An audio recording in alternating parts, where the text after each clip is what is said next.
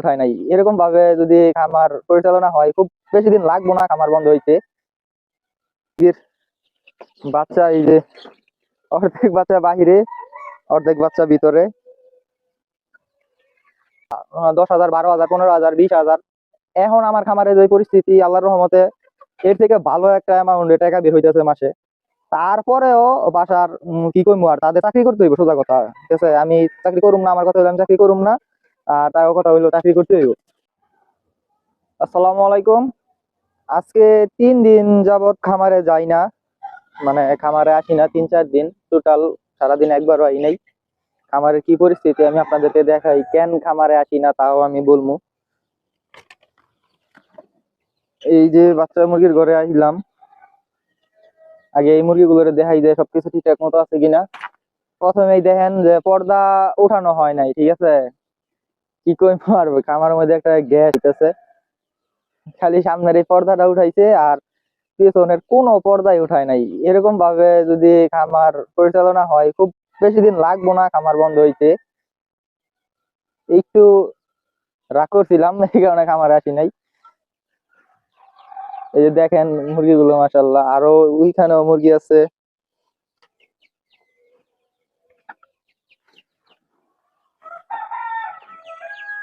এই যে এই মুরগিগুলো মাশাআল্লাহ মোটামুটি বড় বড় হয়ে গেছে।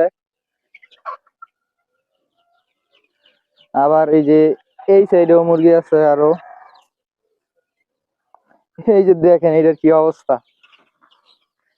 আমি পিছের ক্যামেরা তো দেখাইতেছি। এইটা যদি হয় খামারের অবস্থা, পর্দাটা দেখেন কি অবস্থা। মুরগির বাচ্চা এই যে অর্ধেক বাচ্চা বাহিরে, অর্ধেক বাচ্চা ভিতরে। এরকম ভাবে খামার চললে কয়দিন খামার চলবো, মনে হয় না বেশি দিন চলবো। একটু নিজের কাজ নিজেরই করতে হইব, কি কইমু আর। আর এই যে এই ঘরে কিছু মুরগি আছে, এই যে দেখেন এরা মারামারি করতেছে। এই মুরগিগুলো দেখাইতেছি যে এগুলোর কি অবস্থা, কি পরিস্থিতি।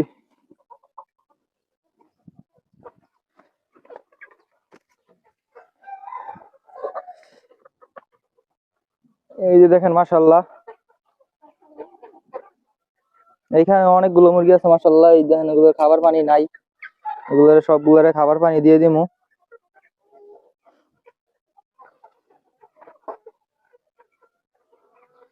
এই মুরগিগুলো সবগুলো বিক্রি করে দিতে হইব বাজারে নিয়া। এগুলো হলো অরিজিনাল পিওর দেশি মুরগি। এরা এই যে বাহিরে সারাদিন থাকে সারা এই পরিবেশে।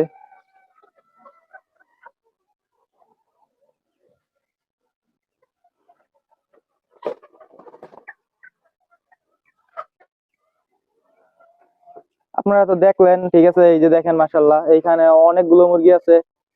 এই মুরগিগুলো বিক্রি করলে তো একটা টাকা বের হয়, ঠিক না? আহ, একটা ধরেন একটা চাকরি বাকরি করলে কয় টাকা, 10,000, 12,000, 15,000, 20,000। এখন আমার খামারে যে পরিস্থিতি, আল্লাহর রহমতে এর থেকে ভালো একটা অ্যামাউন্টে টাকা বের হইতেছে মাসে। তারপরেও বাসার কি কইমু আর, তাদের চাকরি করতে হইব, সোজা কথা। ঠিক আছে, আমি চাকরি করুম না, আমার কথা হইলো আমি চাকরি করুম না, আর তার কথা হইলো চাকরি করতে হইব। এই যে এই মুরগিগুলো, যেগুলো মোরগ গুলো আছে, প্রত্যেকটা মোরগ 500 টাকার উপরে হয় আর কি, ঠিক আছে। আমি চাইলে আমার খামার থেকে প্রায় প্রতি মাসে আল্লাহর রহমতে 500 মুরগি বিক্রি করতে পারি, ঠিক আছে। আমি জিরো বাচ্চা বিক্রি করে ফেলি, কিছু বাচ্চা বড় করে বিক্রি করি বাজারে নিয়ে।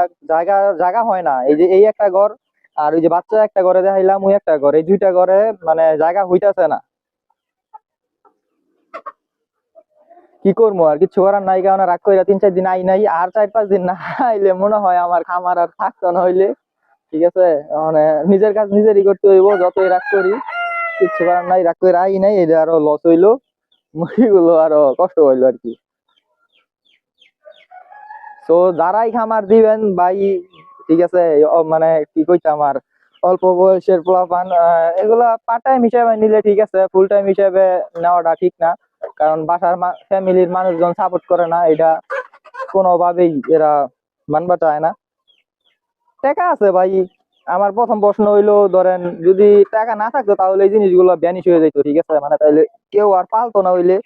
এগুলোর মধ্যে টাকা আছে, যদি করার মতো করা যায় আর কি। তো সবাই দোয়া করবেন খামারটা যাতে ঠিকঠাক মতো থাকে, খামারটা যাতে বন্ধ না করি। তো আজকে ভিডিওটা এই পর্যন্তই, কি কমু আর।